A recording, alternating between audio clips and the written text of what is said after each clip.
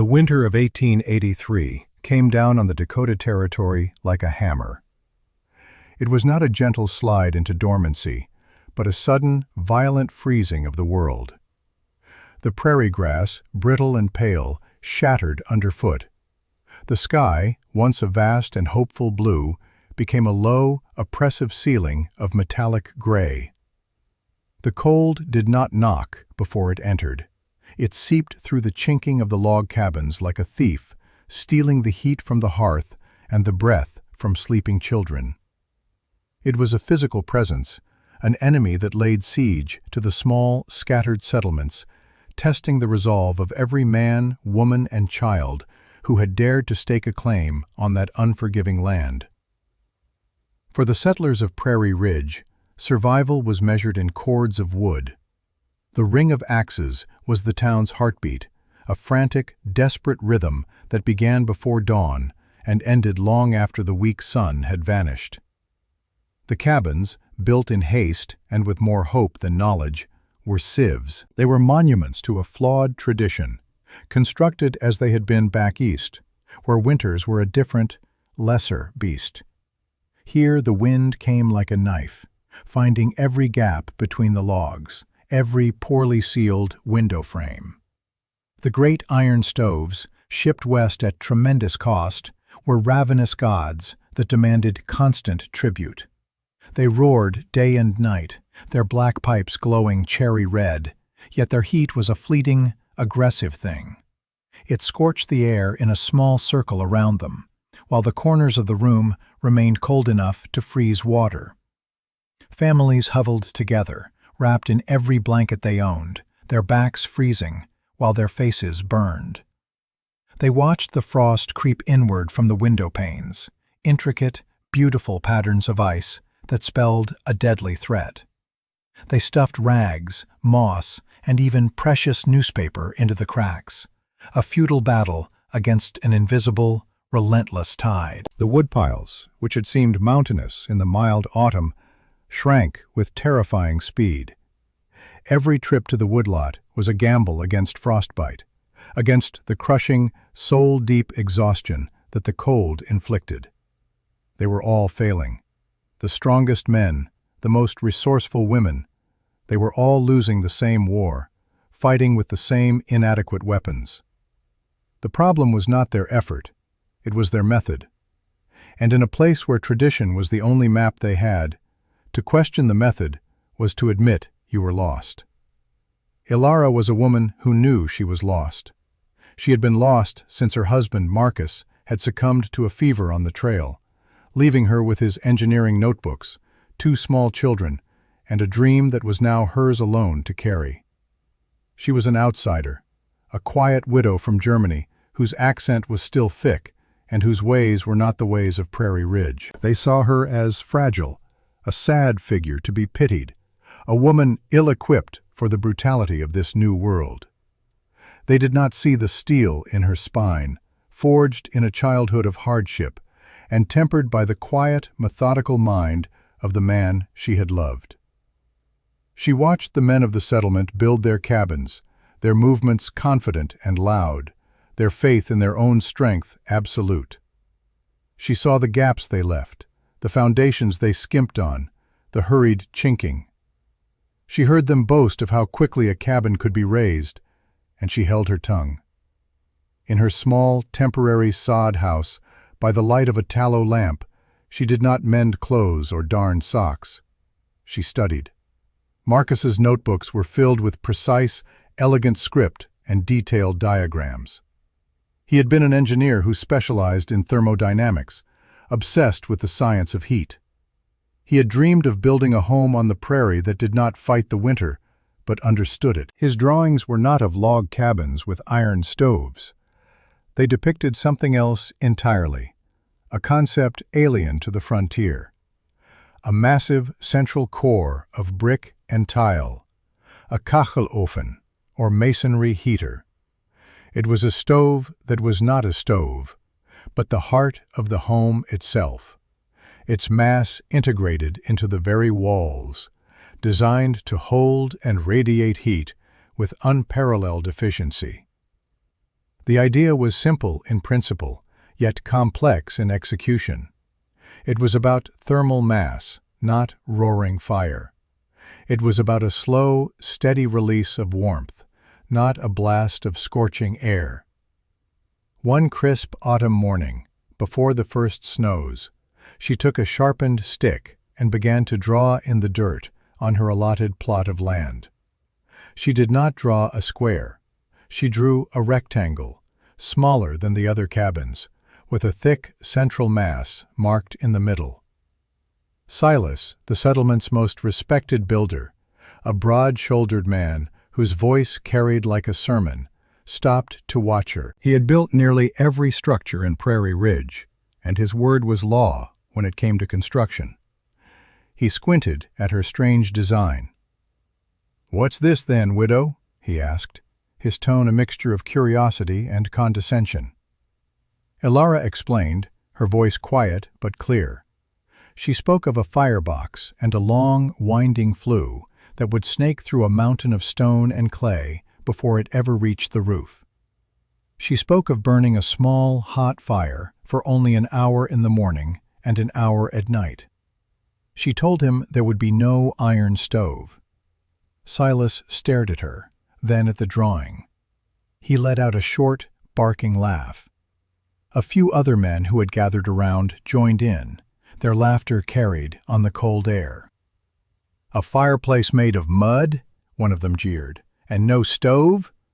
Ma'am, with all due respect, your children will be ice statues before the new year."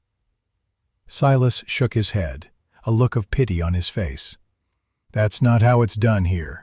You need a good Franklin stove, a big one. You need a fire you can see, a fire that roars. This is a recipe for disaster. It's woman's foolishness, begging your pardon. You're building your own tomb." He kicked a bit of dirt over her drawing, erasing a corner of her careful plan.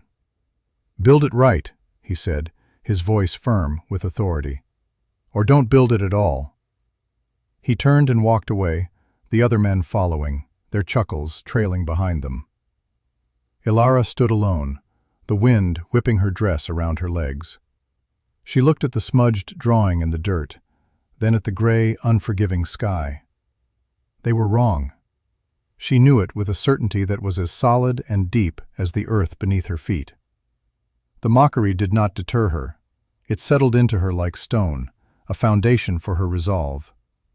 While the men of Prairie Ridge went on their hunting trips and raised barns with loud camaraderie, Ilara began to work. Her labor was a silent, solitary prayer.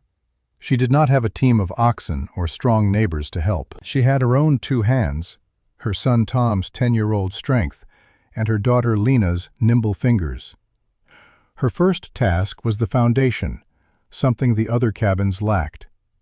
They were built on logs laid directly on the frozen ground, an open invitation for the cold to creep in from below. Ilara dug. She dug until her hands were raw and her back screamed in protest, deep into the hard-packed earth, below the frost line Marcus had calculated in his notes. She hauled stones from the nearby creek bed, one by one, in a rickety wheelbarrow. Tom helped her, his young face set with a seriousness that broke her heart. Together, they laid a foundation of solid stone, mortared with a mixture of clay, sand, and straw that she prepared herself, following her husband's precise ratios. The men would pass by on their way to the woods, their axes on their shoulders, and they would stop and watch her for a moment. They saw a lone woman and 2 children toiling in a ditch, and they shook their heads. "A waste of good stone," one muttered to another, "and a waste of time. Winter's coming on fast." They saw her work not as construction, but as a kind of madness, a grief-stricken folly. Their wives, who had at first offered sympathy, began to keep their distance, influenced by their husbands' certainty. Ilara was not just an outsider anymore. She was the town fool. She felt their eyes on her. She heard the whispers that followed her when she went to the general store for supplies. But she did not look up. She focused on the stone in her hand, on the level line of the foundation, on the quiet, steady work. While she labored over her foundation, Silas and his crew finished another cabin for a newly arrived family. It went up in a week, a testament to their speed and experience. The logs were notched and fitted with practiced ease, the roof laid in a single afternoon. The family moved in, grateful and impressed, and the first thing they did was install a large, gleaming iron stove in the center of the single room. From her plot of land, Elara could see the smoke pouring from its new chimney pipe, a thick, dark plume of wasted heat. She saw them begin their own frantic routine of chopping wood, of stuffing chinking, of fighting a battle they didn't even know they were destined to lose. Their cabin was larger than hers, built faster, and praised by all. But Elara knew it was a trap. Her own walls went up slowly. She had chosen smaller logs, ones she and Tom could maneuver into place with levers and ropes. Each log was carefully stripped, and she spent hours carving a deep groove along the bottom of each one, a technique from the old country. Into this groove, she packed a mixture of dried moss and clay, creating a seal that was nearly airtight. The men who built the other cabins used a slapdash method of chinking, stuffing mud and grass into the gaps after the walls were up. Elara built the seal into the wall itself. It was painstaking, tedious work. Days would pass, and her walls would only have risen by a few inches.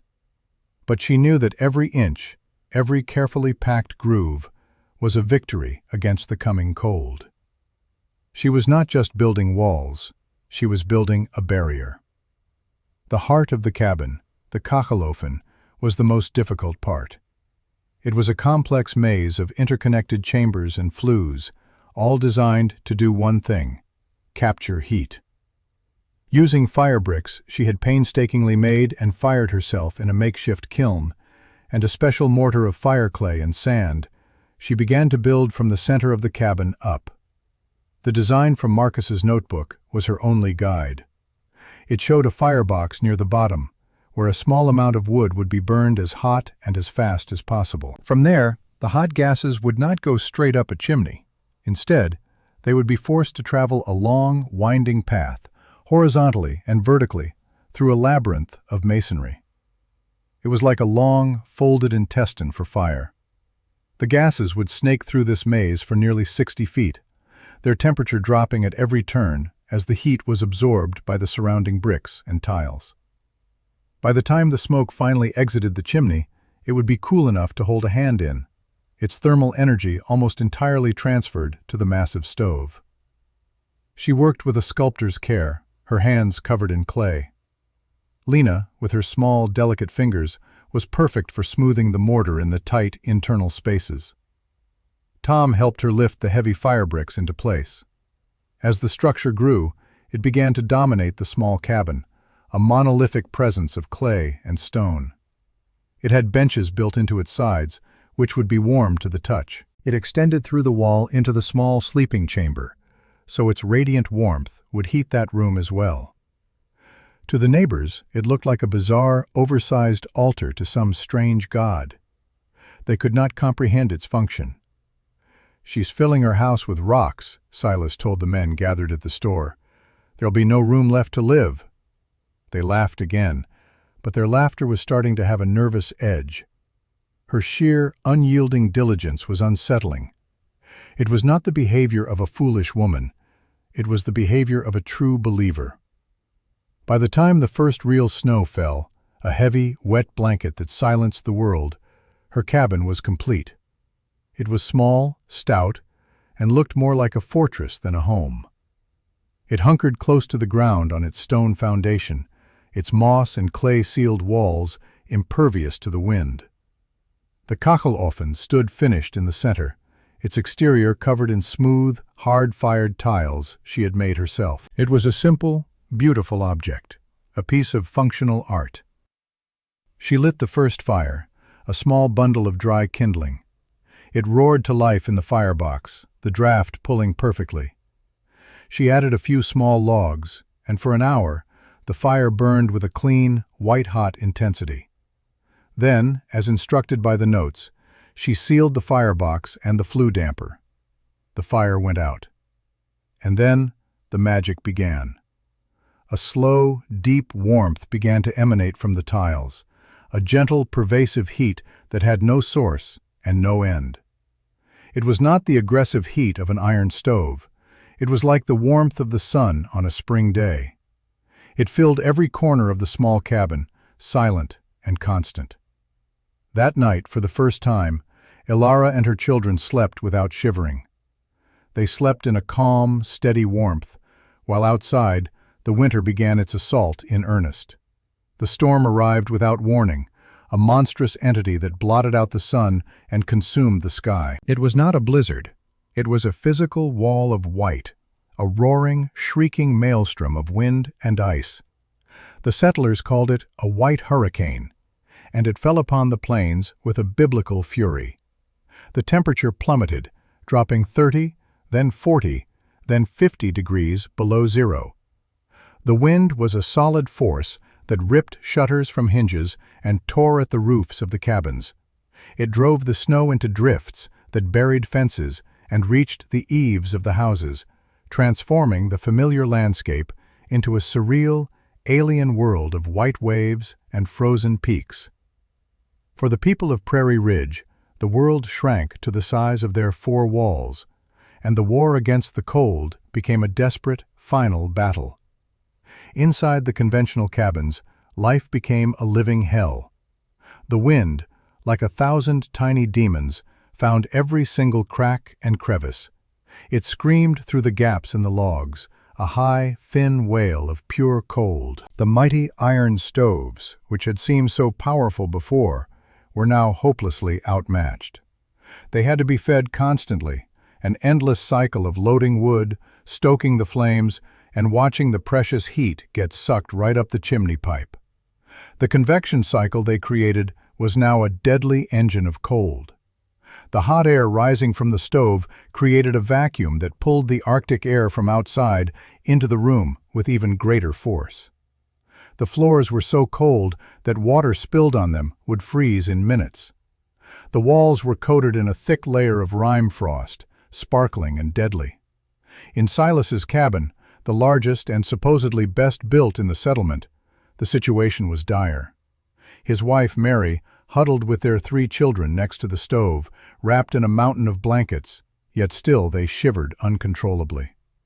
Their youngest, a boy of 4 named Daniel, had a racking cough, and his breath came in ragged gasps. Silas was a man broken.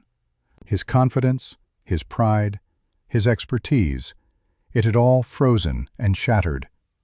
He was just another terrified father, watching his woodpile dwindle to a pathetic mound of splinters. He had spent the last 2 days and nights feeding the stove, his eyes red-rimmed from smoke and lack of sleep, his hands blistered. But it was not enough. The cold was winning. The frost was now creeping across the ceiling. He looked at his son's pale face, heard the fluid rattling in his small chest, and he knew that if the storm did not break soon, Daniel would not survive.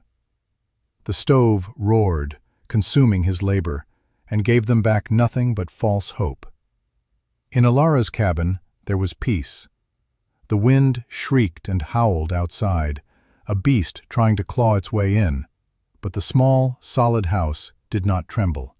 The stone foundation and the thick, sealed walls held firm, a silent rebuke to the storm's fury. Inside, the air was still and warm. The Kakelofen, the altar of mud, was a bastion of steady, radiant heat. Twice a day, Ilara would open the firebox, clear out the small amount of fine ash, and build a new, short, hot fire. For an hour, the fire would burn, and then she would seal it up again.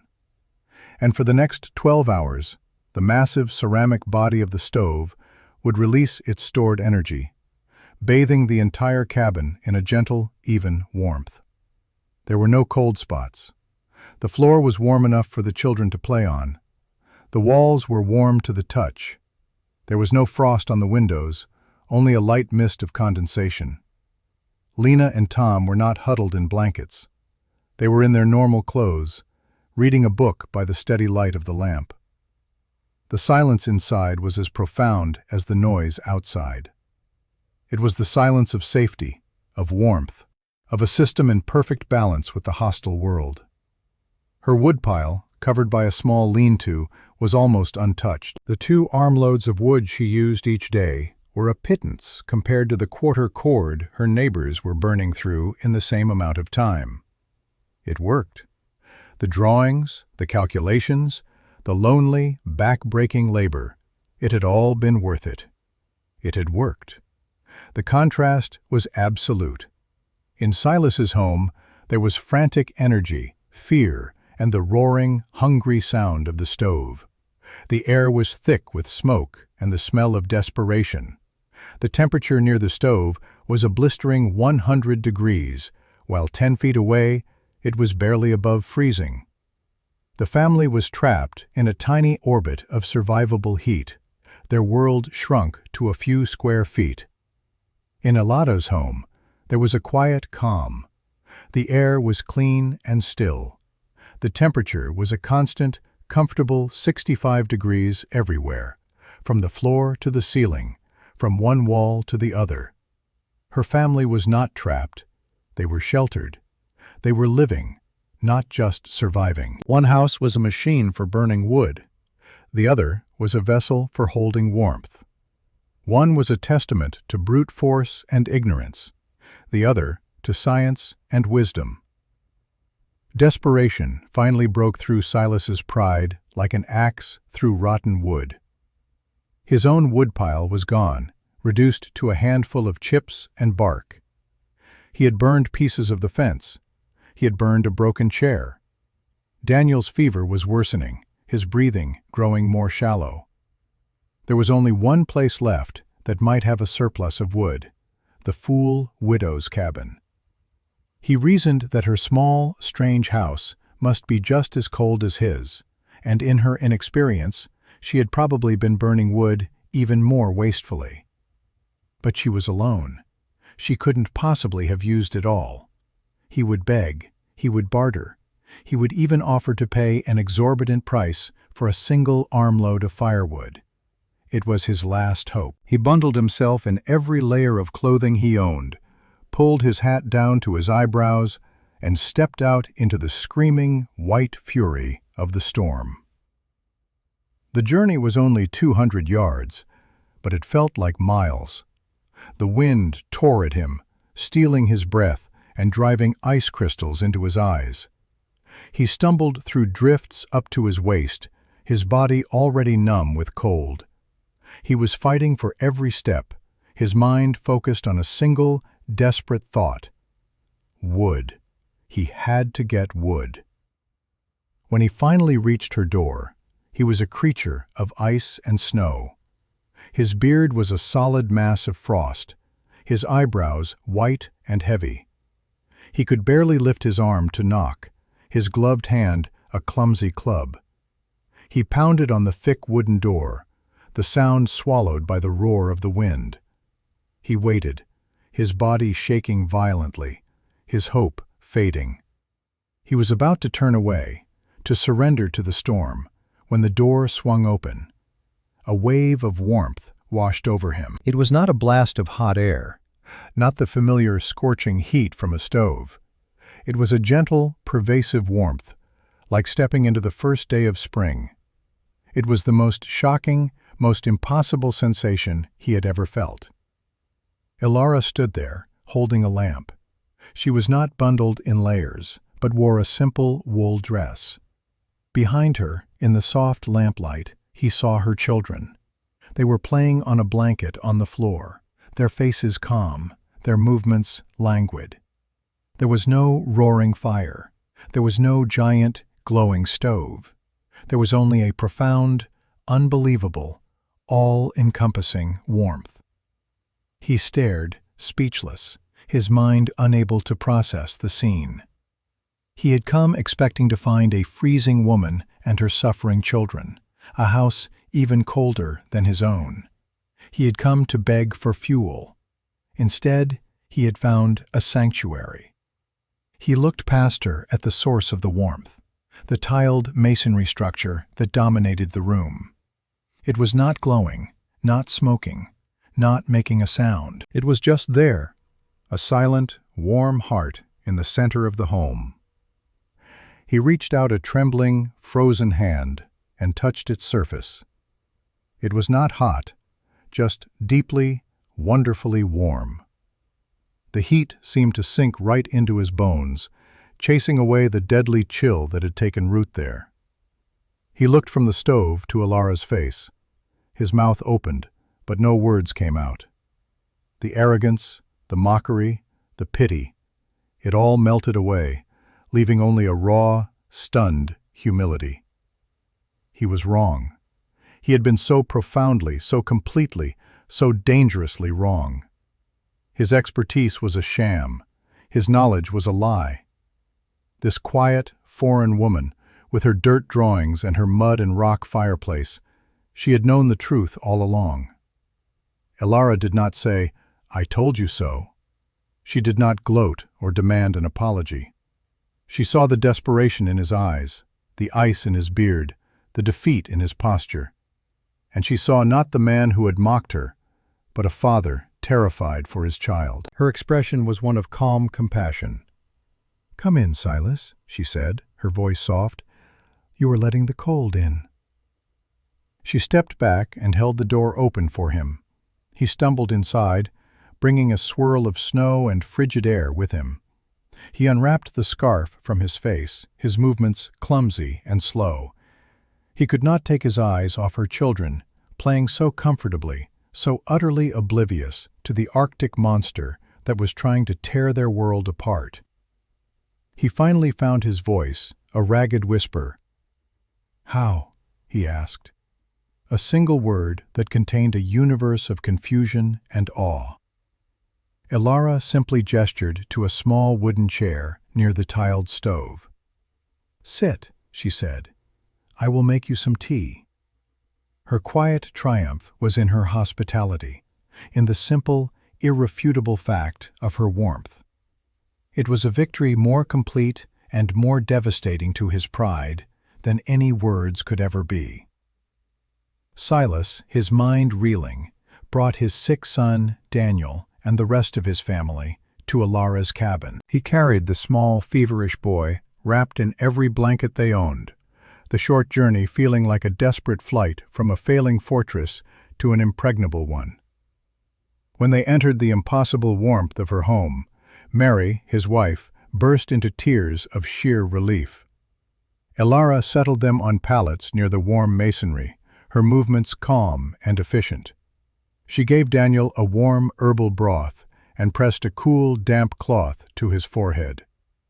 Within hours, in the steady, gentle heat, the boy's breathing eased, the rattling in his chest subsided, and he fell into a deep, healing sleep for the first time in days.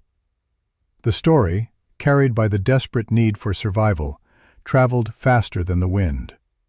Another neighbor, John, whose newborn was turning blue with cold, appeared at her door, his face a mask of fear. Alara took them in.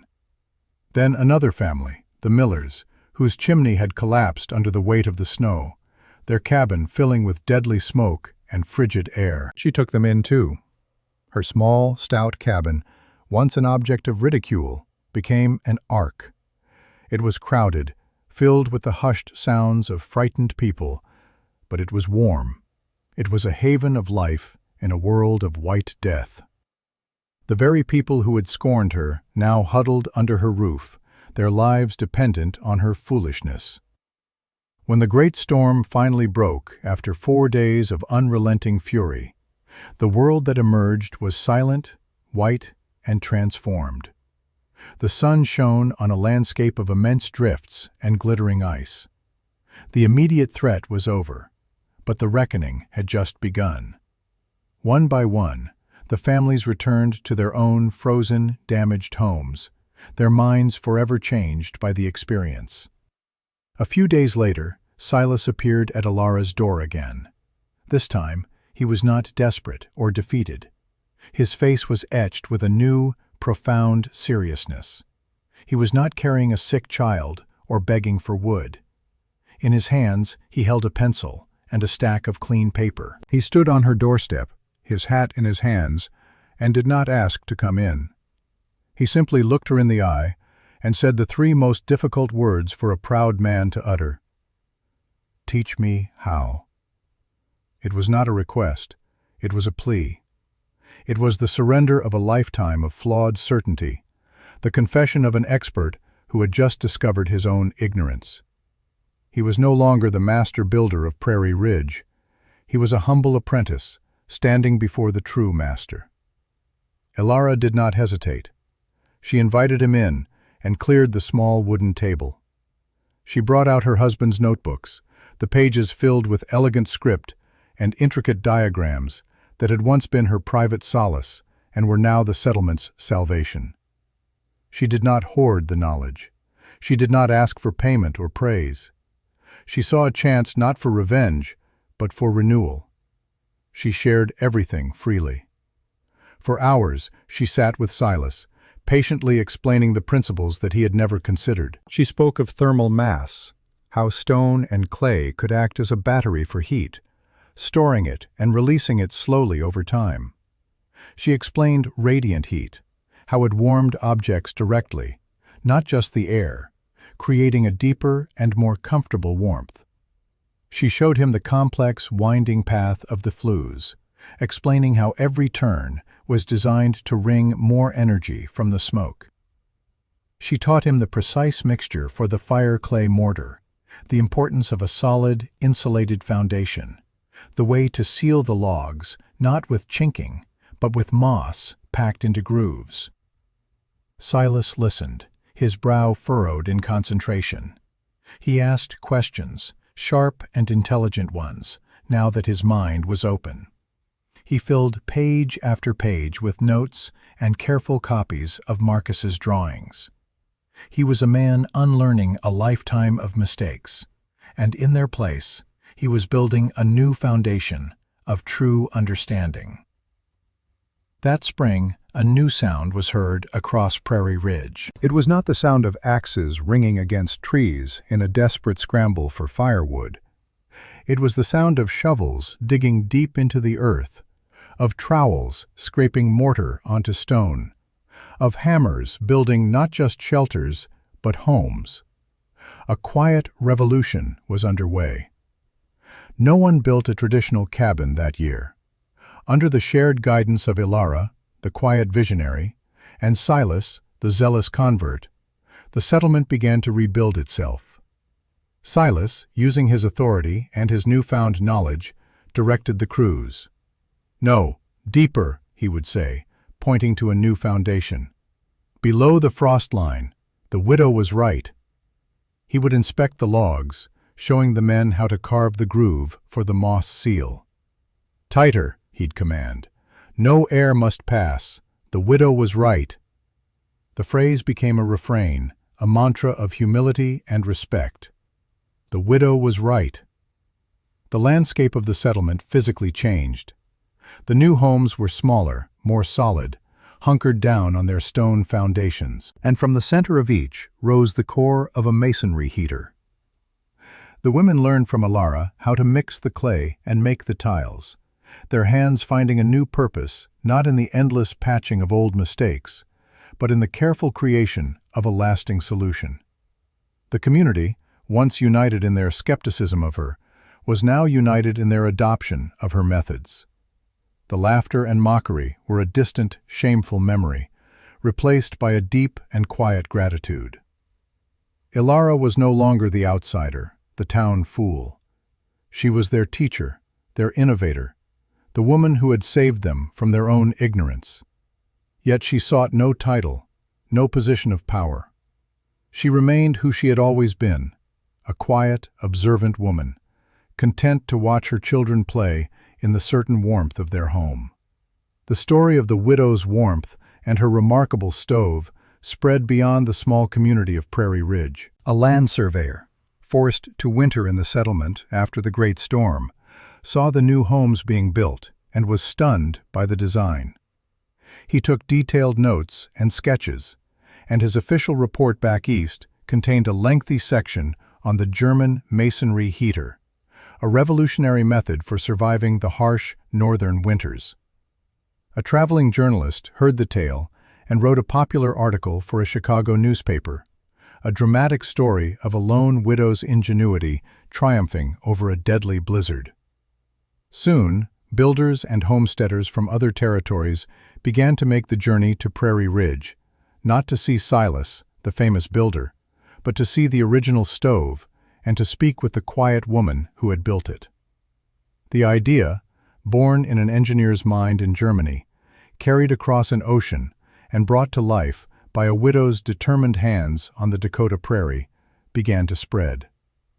It became a quiet movement, a new tradition, based not on habit, but on wisdom.